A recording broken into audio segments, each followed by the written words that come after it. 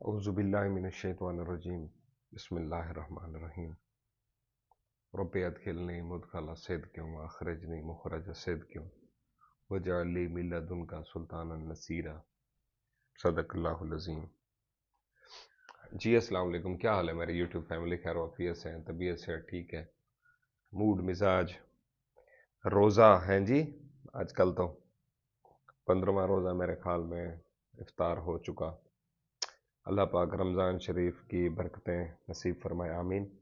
Come to the point, आज international market की जो पोजीशन रही है ना, वो बड़ी बेहतरीन किस्म की उसने कैंडल दी है। ऑलमोस्ट $2200 को उसने तकरीबन टच किया है। $2200 को टच करने के बाद जब मैं इस टाइम पे ये वीडियो रिकॉर्ड कर रहा हूँ तो इस टाइम पे मार्केट ठहरी है 89 टू 90 की रेंज के अंदर ठहरी है यहाँ पे। हाँ, अक्सर वीडियो के अंदर मैंने आपको पहले भी बताया है, एक चीज़ मैं बार बार फोकस करता हूँ कि जो डे होता है ना, जिसको हम बोलते हैं मंडे, मंडे की जो कैंडल है उसकी क्लोजिंग बड़ा मैटर करती है कि अगर तो वो ग्रीनिश कैंडल है उस वीक की, ठीक है, इंतज़ार चूंकि काफ़ी कर चुके हैं हम कि अभी मार्केट नीचे आएगी या ऊपर जाएगी, देखते हैं। अभी कैश को अपने हाथ में रखा काफ़ी लोगों ने, मैं अपनी बात नहीं कर रहा, एक जनरल परसेप्शन होती है, एक ह्यूमन साइकोलॉजी है, एक ओवरऑल थीम के साथ हमें लेकर चलना पड़ता है अपनी बात को। जब खासकर हम जहाँ ओपन प्लेटफॉर्म यूट्यूब पे बैठते हैं तो ग्रुप के अंदर की तो डिस्कशन, वहाँ तो सिनेरियो डिफरेंट होता है ना, वहाँ तो चीज़ें मिस नहीं होनी होती, करने भी नहीं होती, टाइम टू टाइम उसको देखना होता है। अच्छा, बहरहाल जो बात हो रही थी कि जो मंडे की कैंडल है ना, इसकी ओपनिंग ये बड़ा मैटर करती है।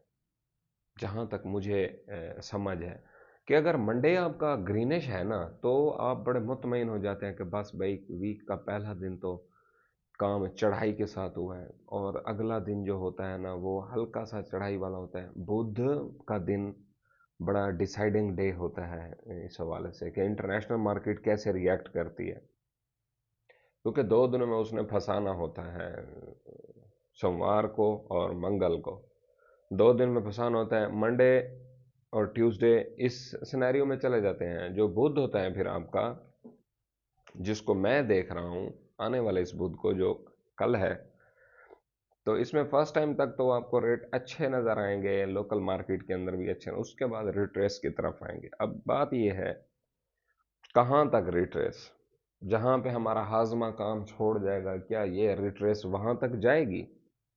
है जी, सोच के बताएं कि आपको क्या लगता है कि ये रिट्रेस मैक्सिमम किन लेवल्स तक जा सकती है?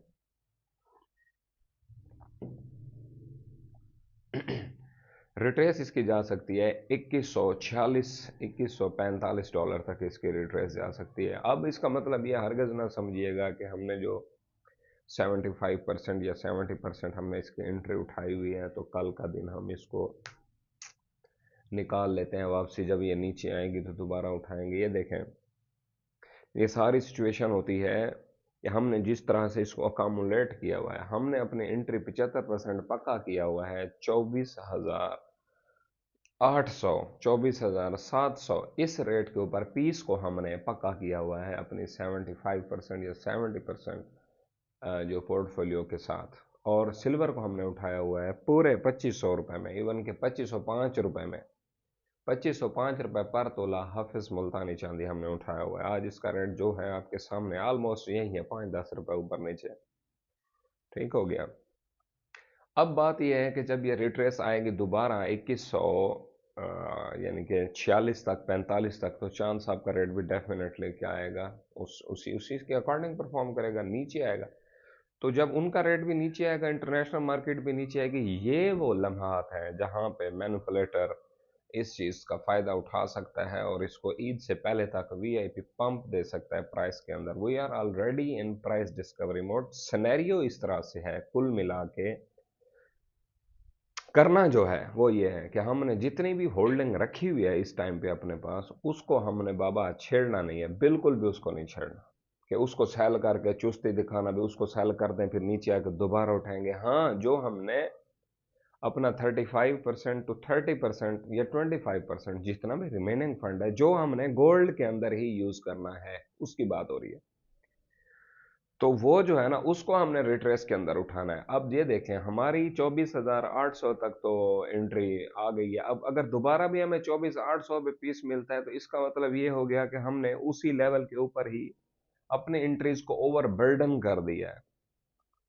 नहीं, हमने इस लेवल से नीचे ही अगर मार्केट मिलती है, अगर वर्ड यहां पे यूज हो रहा है, अगर हमें यहां से नीचे मिलती है तो हम इसको उठाएंगे। If we are go lower, ठीक, तब हम इसको उठाएंगे। अगर हम यहाँ नीचे नहीं जाते, हम यहां से ऊपर बढ़ते हैं, ठीक है, to the higher levels, potentially upward हम जाते हैं, तो फिर हमने देखना है कि इस 30% को हमने किस लेवल के ऊपर, वो भी हमने सडन रिट्रेस के लेवल के अंदर इसको उठाना है। 75% होल्डिंग हमारी तकरीबन 6, 7, 8 दिन से कंप्लीट है।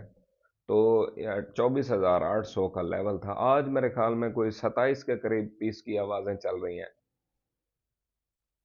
ये देखें, 11 महीने का जो साइकिल है ना, ये मैं आपको बावर करा के देना चाहता हूं, आपके माइंड के अंदर एक चीज बिठा देना चाहता हूं कि 11 महीने, अक्सर एनालिस्ट आपने सुने होंगे, सारे बेहतरीन बात करते हैं सिवाय मेरे।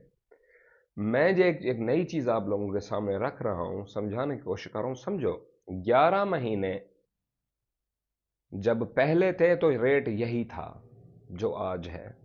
जब हम 1 महीना गुजर के आगे गए बैठे होंगे तो हम पिछले 11 महीनों को देखेंगे, तो पिछले 11 महीने में रेट बाबा 38, 39, 38, 39, 36 इस रेंज के अंदर खड़ा था।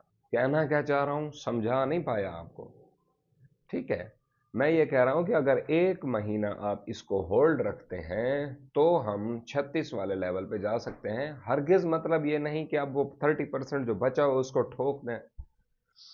ये बड़ी कम्प्लेक्स और मैनेजमेंट के साथ चलने वाली चीजें होती हैं, ठीक है। इनको आपने इमोशंस, फीलिंग, ये चीजें बिल्कुल इस कारोबार के अंदर साथ लेकर चलेंगे ना, ठीक ठाक किस्म की ठुकाई होगी। मेरी बातें आप लिख लिया करो। इमोशंस और फीलिंग को अटैच करके काम किया तो गए। इमोशंस और फीलिंग से हट के प्योर प्रोफेशनल बन के बैठना होता है काम में, प्योर प्रोफेशनल, जिसमें आपने खुशी का इजहार भी नहीं करना, जिसमें आपने दुख का इजहार भी नहीं करना। आपने अक्सर ताश की गेम देखी होगी, क्लिप्स पड़े होते हैं जिसमें वो शो करते हैं कार्ड्स, उससे पहले वो पैसे शैसे या चिप्स ट्रांसफर करते हैं, वो बोली बढ़ती रहती है। एक्सप्रेशन देखे होते हैं आपने जुए के टाइम पे? वो तो जुआ है, ये रियल कारोबार है। लेकिन बात ये हो रही है कि एक्सप्रेशन उस तरह के चाहिए, गाल्हे बन जाओ। समझ आ रही है? तो इस तरह से फिर ये काम होता है। जिसको समझ आ गई है तो वाह जी, क्या कहने। जिसको समझ नहीं आई उसके लिए फिर नेक्स्ट वीडियो में कोशिश करेंगे कुछ नया लाने की। तब तक अपना अपने अहल खाना को और इस चैनल का बहुत सारा ख्याल रखें। माई वुल्स, अस्सलाम वालेकुम वरहमतुल्लाहि वबरकातुहू।